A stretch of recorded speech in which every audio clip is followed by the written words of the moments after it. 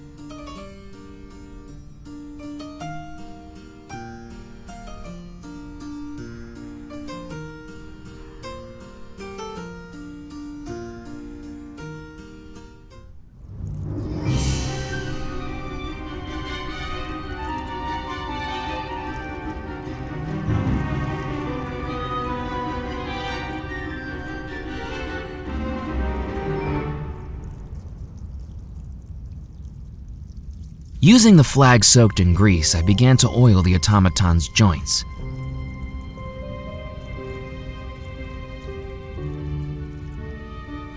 I placed the coin back in the automaton's hand and watched.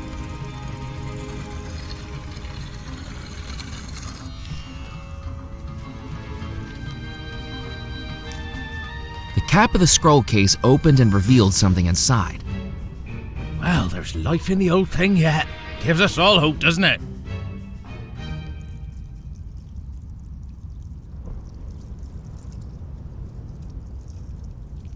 I picked up the piece of paper that had fallen from the statue. Unrolling it, I discovered it was a death certificate, all filled in except for one key piece of information. The name was missing. It was certainly a clue, but who did it belong to?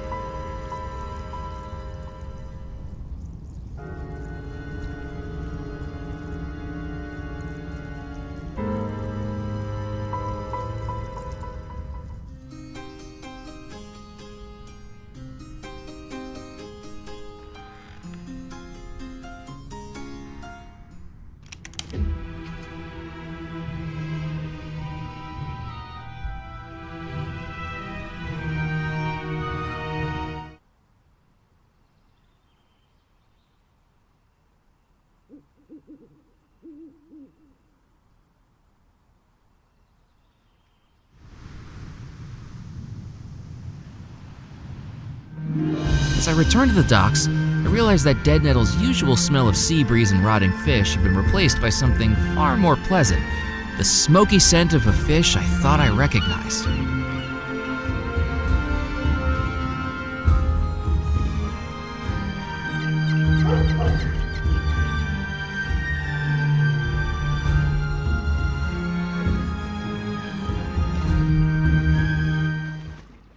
Hello again, Mac. Now, I hope you don't mind, but you left your fish hanging there. No sense in letting the fish that size go to waste. I've started cooking it up. It'll be the tastiest fish this side of the Mississippi. We can tuck in as soon as it's cooked. I tried to hide the realization growing on my face. A mouthful of taxidermy stuffing and chipped teeth from the iron horseshoe hidden inside wouldn't be the culinary sensation Ned was after. Sounds great, Ned.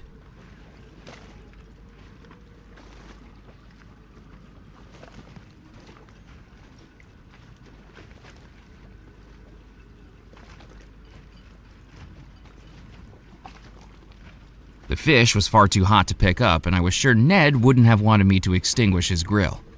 Good evening, Ned. Hello again, Mac. Ned, I don't know how to tell you this, but I'm not sure that fish is edible. Nah, Mac. Don't be so modest. No, really, I think there's something inside the fish that shouldn't be there. You almost had me there, Mac. Ned was a nice guy, seemingly too nice to believe what I'd stowed in that fish. How's the grilled pancoza coming along? Sizzling up nicely. I have to keep checking it every few minutes. Make sure the fire isn't too high. Make sure the skin doesn't get too charred. But don't worry, I'll let you know as soon as we're ready to eat. Catch you later, Ned. See you around, Mac. That didn't work.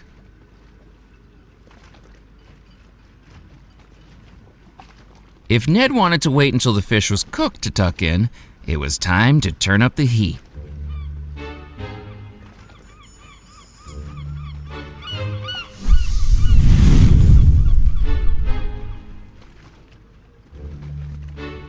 Whoa! We don't want you overdone, little fishy. Time to cut you open. Ready for a taste sensation, Mac? Ready as I'll ever be. Hand me back that knife, would you?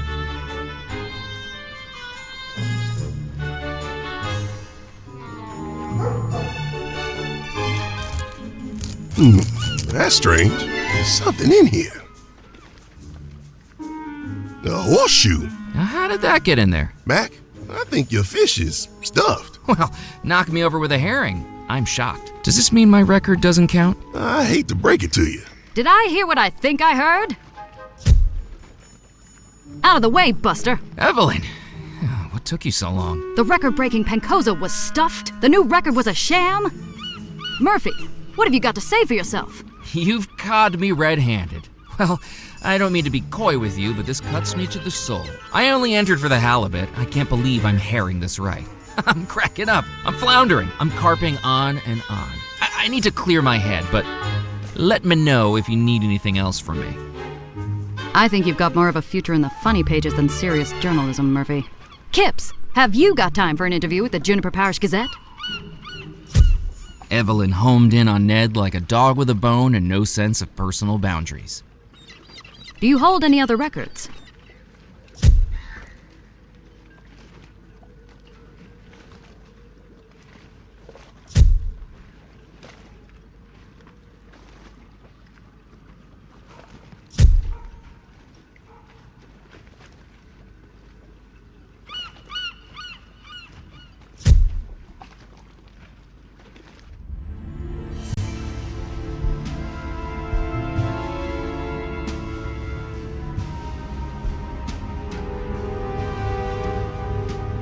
Using the date from the death certificate, I began to search through the newspaper's archives.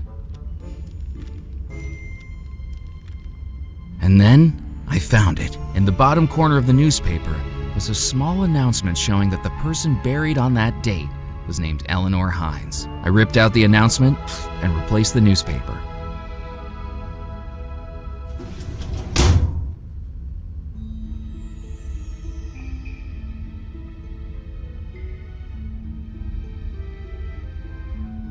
It was the obituary I'd ripped from the newspaper giving the burial date of someone named Eleanor Hines.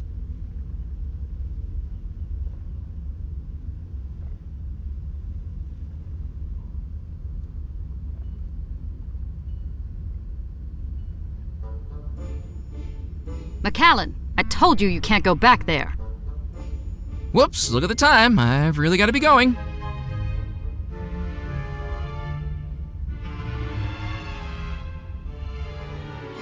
I had a name to go along with the death certificate.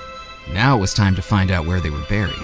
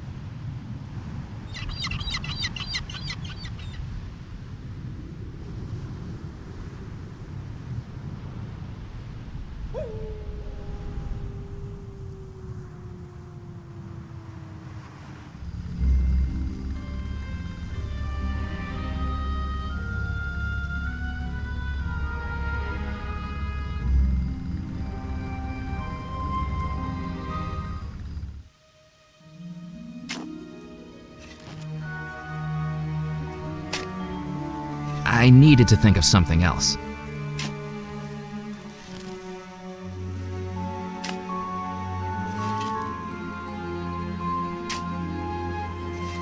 I began searching the graves for the name in the clipping, Eleanor Hines.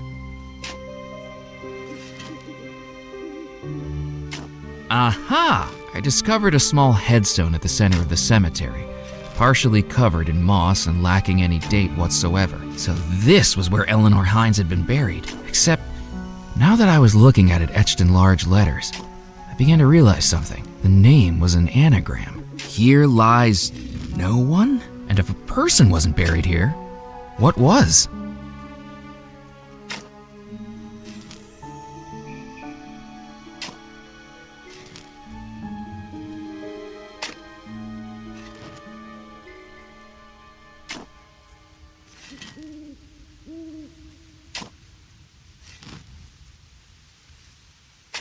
To say digging up a grave felt eerie would be an understatement, but if something was down there, I needed to find out what it was.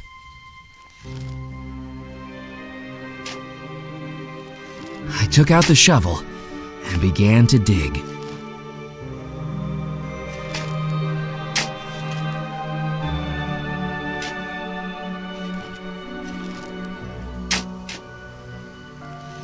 Eventually, I found something.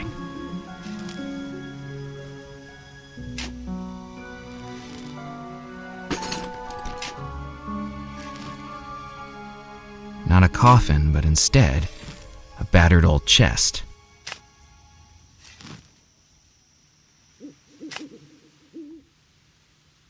It was the small wooden chest I'd exhumed from the grave.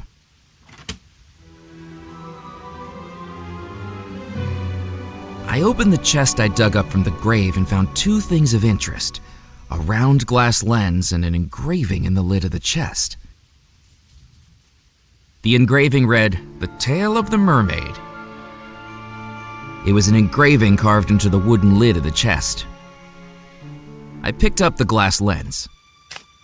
It was a small glass lens I dug up in the cemetery, found alongside the inscription, "The Tale of the Mermaid."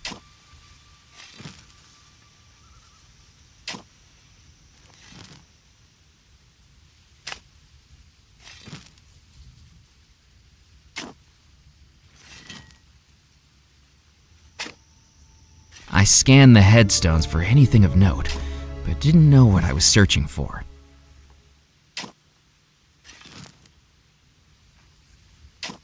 I didn't need to do that again.